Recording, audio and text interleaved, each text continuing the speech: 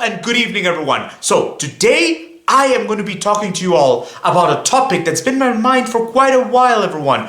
My view of German cars.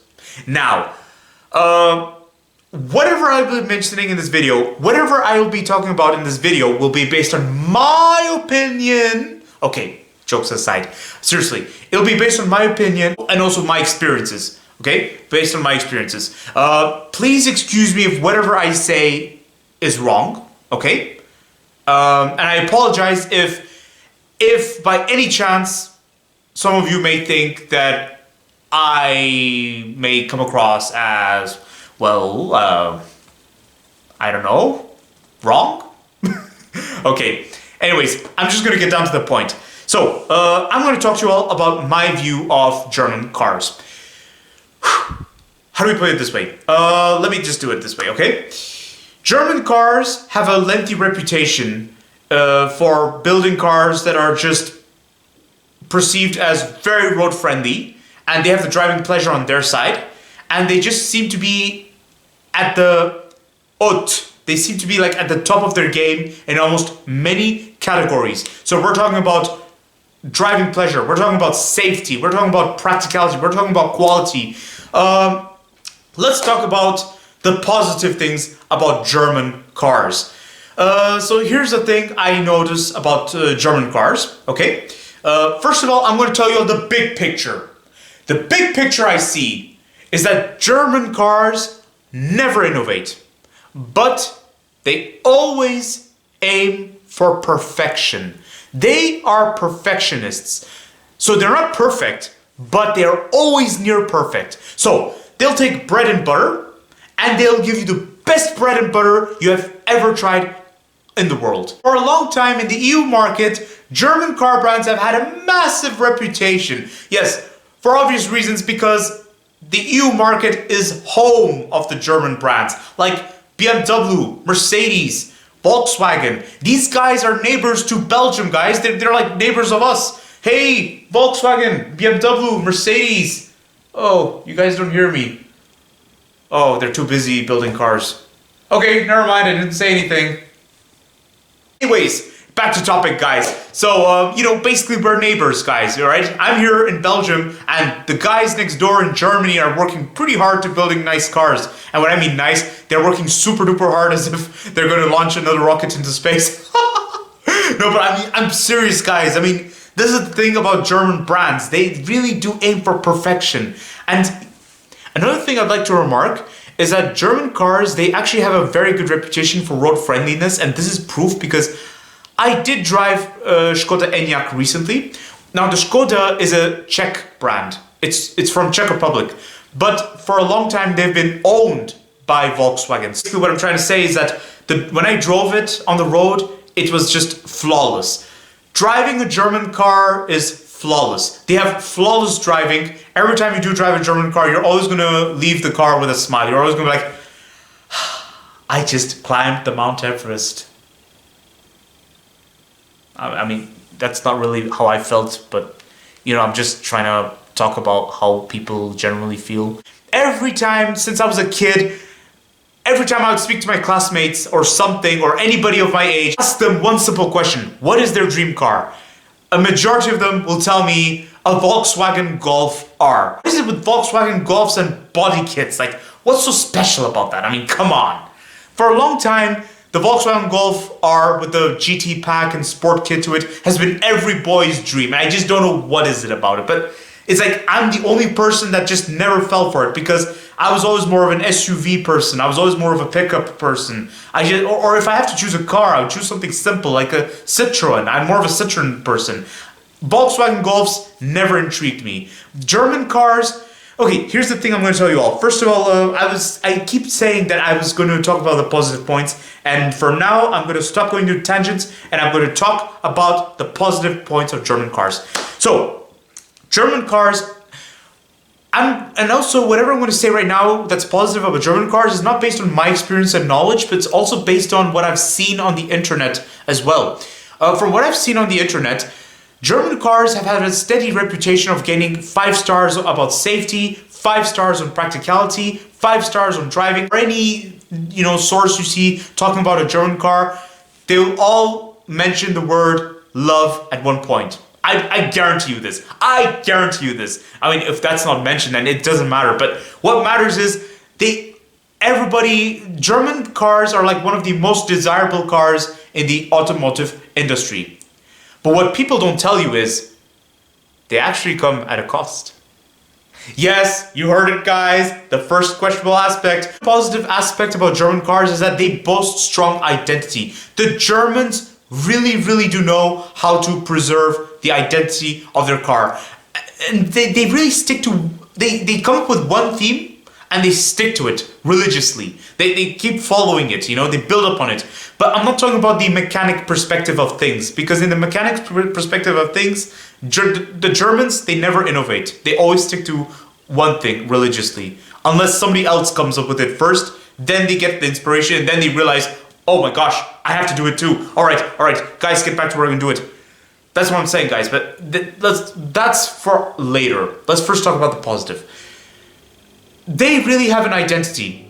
Every time you see a German car, you can tell that, yes, this is something that brand would certainly do. Like when you see a BMW, you see the kidney grille at the front. Well, they call it kidney grille, but I don't know how, split grills at the front. So basically, every time you see that, you'll tell yourself, yep, that's a BMW. Or every time you see a Volkswagen, you'll tell, yep, that's a Volkswagen, because they have a style that resembles every model they've been doing since the 1970s, even before that. Germans had to come up with their own identity. They started from basics. They never innovated. They started from basics. And they built up on it from there. And they had also some very popular niches, some very popular models, like the Volkswagen Transporter and the Volkswagen Beetle. Now, and they also have some really long-lasting models, like the Volkswagen Golf and the Polo. The Germans, they have a niche, okay?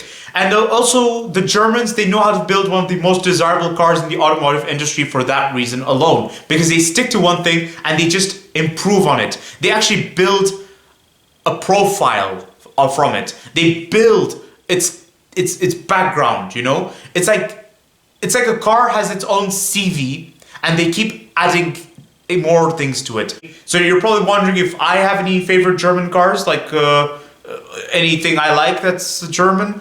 Okay, so if I have to choose something German, first of all, a rule of thumb I'm going to tell you all is that if you have to choose something German, you really have to play expensive. You really have to buy something that's over 50,000 euros, because those are the real Germans. This is where the Germans actually play the real game. Like anything that's above 50,000 euros or even better, above 90,000 euros, that's the best thing ever, because that's the real German identity. The Germans do the best expensive cars in the world. They really do know how to do a solid luxury car that does not fall apart. Now, they do need maintenance, okay? You really need to show a lot of passion and love for them. That's the thing about German cars. You need to be very prudent with them. And also they do cars that car enthusiasts love. So it's not boring like a eco box from Japan. It's actually something fun. But the thing is, you have to play expensive. You have to be ready to invest a lot of money in a German car. Not because of reparations, as popular beliefs. Contrary to popular beliefs, German cars are actually reliable if looked after properly. But you have to invest a lot of money.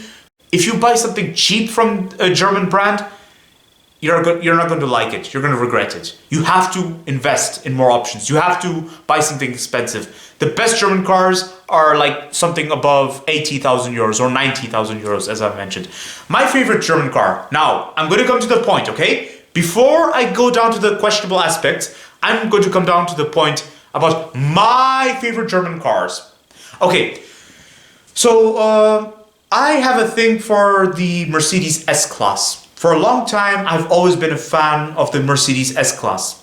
And particularly because of a lengthy reputation it has had, and it's unquestionable. They have stuck to their guns and they never gave up. I like the Mercedes GLS, which is a huge SUV. I love the Mercedes huge SUV.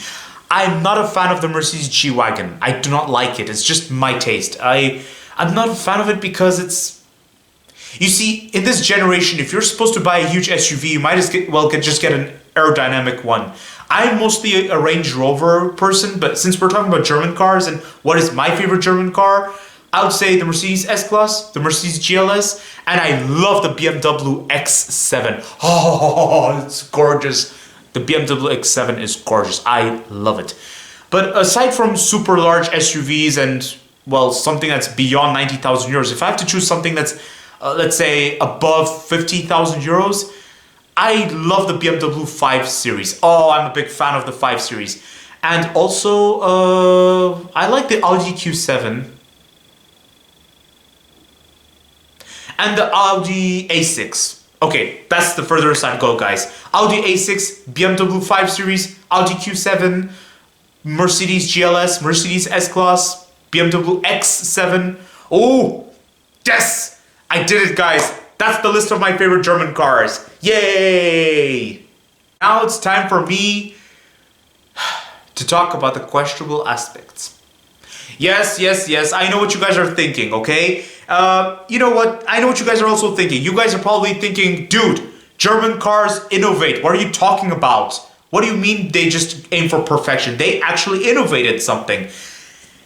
Listen to me very carefully, guys. Alright.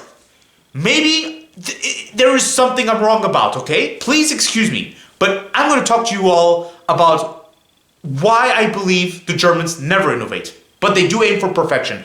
Just because the Germans never innovate, it's not a bad thing. But the only questionable aspect about this practice is that they do not... The Germans don't like to take risks. They always do calculated risks. They always do things in their capacity. They never want to look beyond. They never want to experiment, which is good because this practice saved their business. And this practice is what help their business expand. Many of you are probably thinking about the Audi virtual cockpit, right? The Audi virtual cockpit came across as a huge innovation, but to me, in my view, I don't see it as an innovation because, first of all, many brands... Okay, what is the virtual cockpit of Audi? Oh, I know what it is. It's basically the instrument cluster, but just digital, like with the map, with the navigation. Instead of looking at the navigation there at the infotainment system, you have it right there in your instrument cluster in front of you whilst you're driving, so you can see through the steering wheel what's going on. Yay! But hold on a second, guys.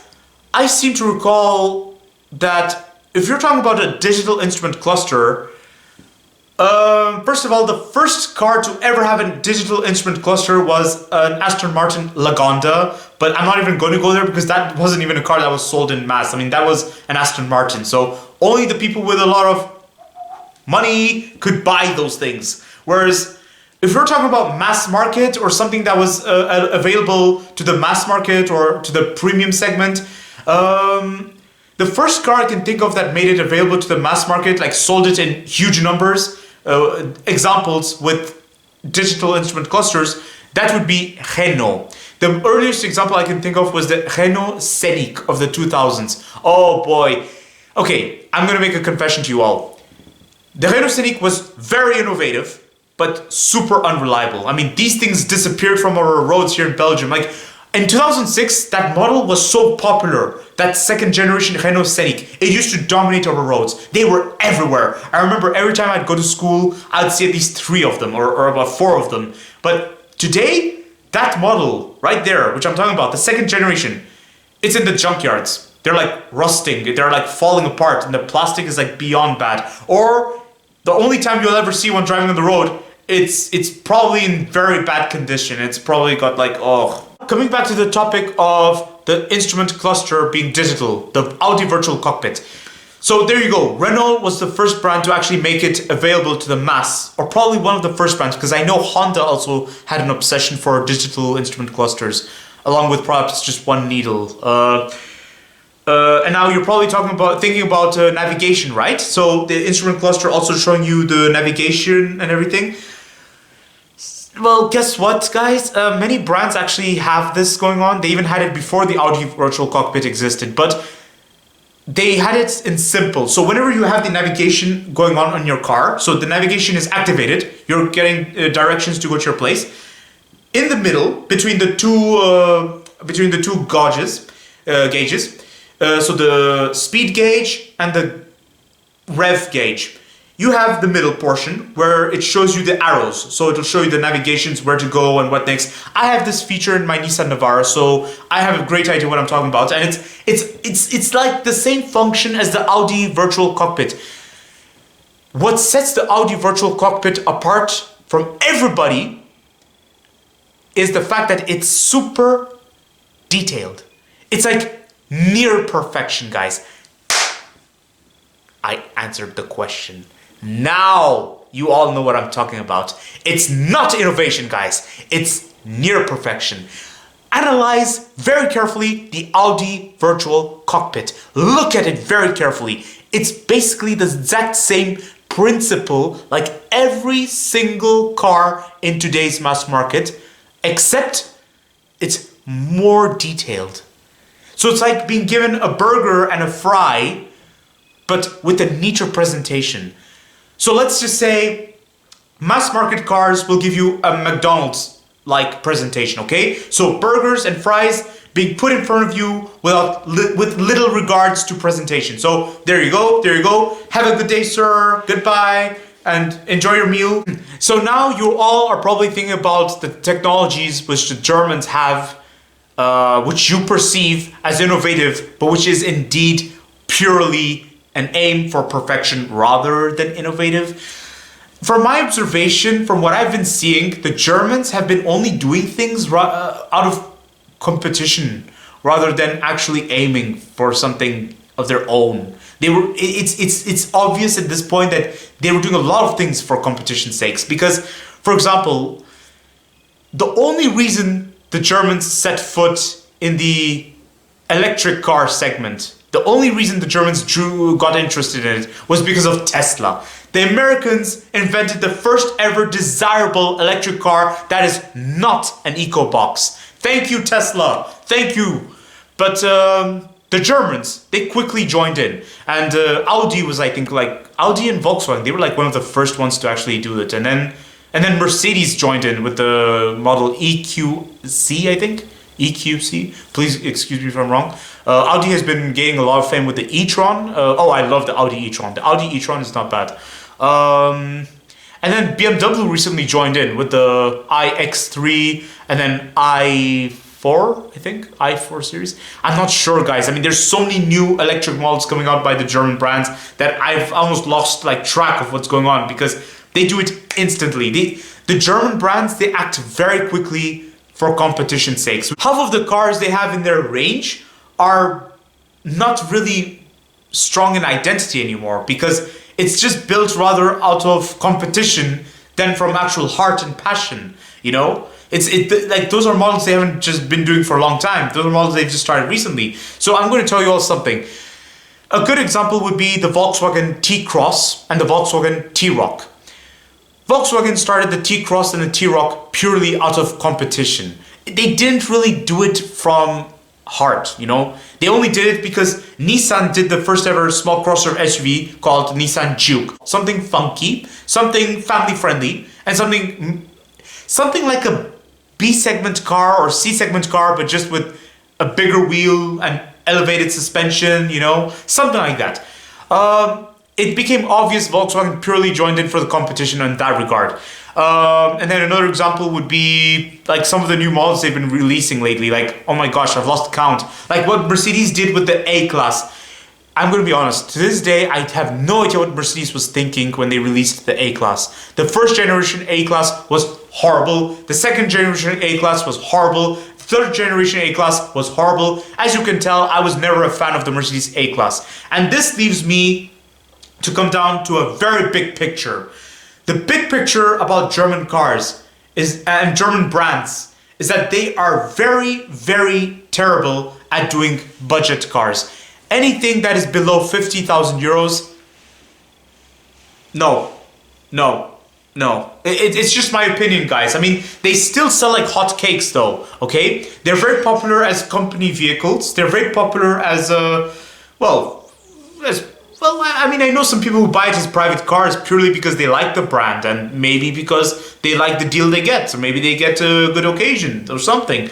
But me, I think those are not the real German cars, because anything that's below 50,000 euros, basically at that point you're playing budget. And when you play budget with a German car, it's impossible. It's impossible to budget with a German car. And here's why. I'm going to start with something, okay? The Volkswagen Golf. By now, the entire world knows what the Volkswagen Golf is, right? The current generation is beautiful, okay? 5-star safety, 5-star practicality almost. There's always one questionable aspect the Golf had. The price tag, guys. Germans have never been great value for money. The only time they've ever been great value for money is when they are expensive. So when it's something like 90,000 euros, that's the best value for money you will ever get for. That's the best value for money you can get for a luxury car. That's the Germans for you. The Germans have the best value for money luxury cars, okay? So the Germans are perfect in the premium segment, in the luxury segment. But when it comes to the mass market, no. The Germans are very terrible at doing budget cars. I'm sorry to say this. Germans, if you're watching this, look, I have my hands up and I'm telling you I'm sorry, okay? I'm sorry, but please, just... Okay, hear me out. The Volkswagen Golf costs at a starting price of 30,000 euros. That makes no sense, guys. That makes no sense. Why would you want to buy a C-segment car that starts at a price of 30,000 euros? It makes no sense. 30,000 euros is the starting price of the crossover SUVs of the South Korean brands. The Kia Sportage, it starts at a price of 30,000 euros. How come a crossover SUV that's bigger than the Golf and more spacious than the Golf and probably got more options than the Golf starts at a price of 30,000 euros? What makes the Golf so expensive?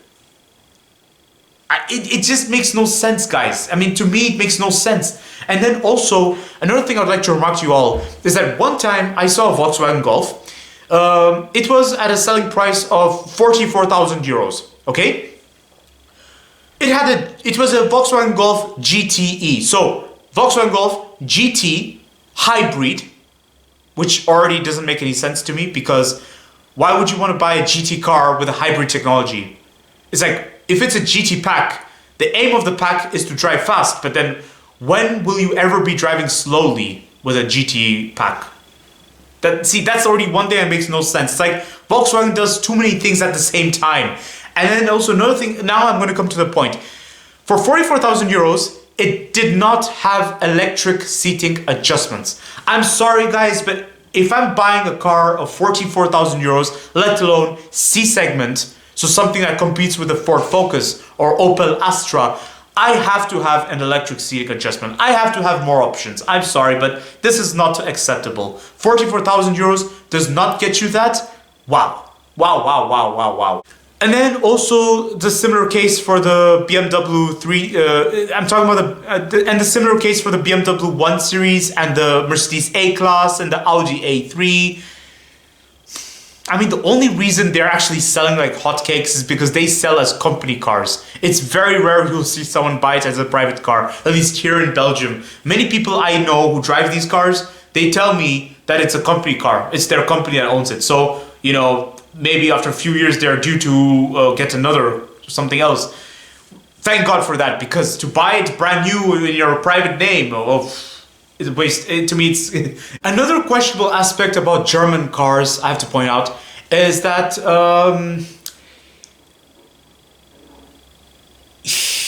reliability has also been another thing, guys.